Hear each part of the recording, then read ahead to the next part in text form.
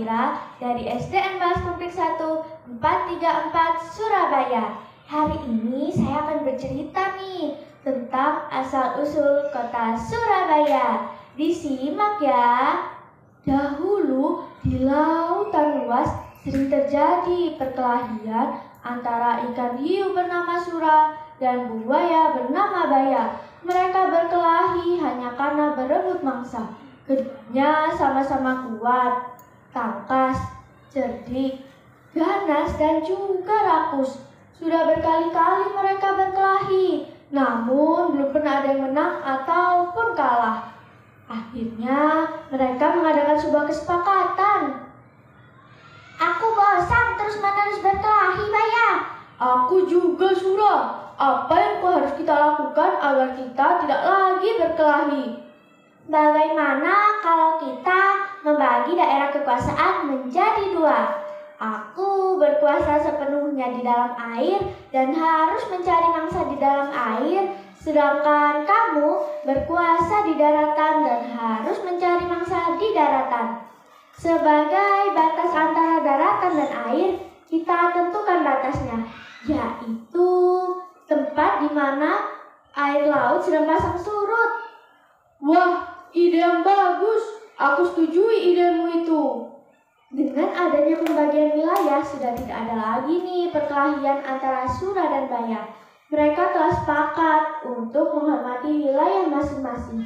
Namun, pada suatu hari, Sura bosan dengan mangsanya. Aku bosan terus-menerus memakan ikan.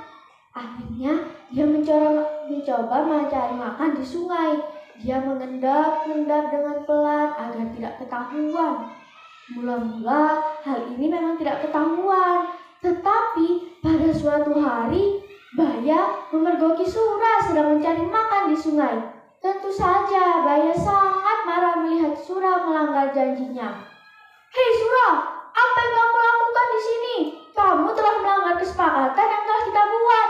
Kamu juga telah memasuki wilayah sungai yang merupakan wilayahku. Hah? Apa? Aku melanggar kesepakatan? Bukankah sungai ini berair?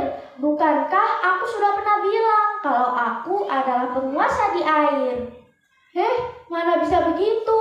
Sungai itu tempatnya di darat. Berarti ini adalah daerah kekuasaanku. Tidak bisa. Aku kan tidak pernah bilang kalau daerah kekuasaanku itu hanya air laut, tetapi juga air sungai.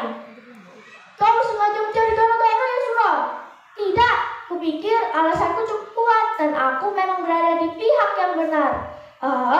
Kau mencoba membodohiku. Kau tidak bisa membodohiku lagi.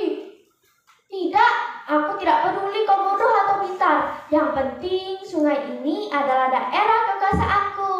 Karena tidak ada yang mau mengalah, akhirnya pertempuran antara Sura dan Baya terjadi lagi. Pertempuran kali ini semakin seru dan dahsyat.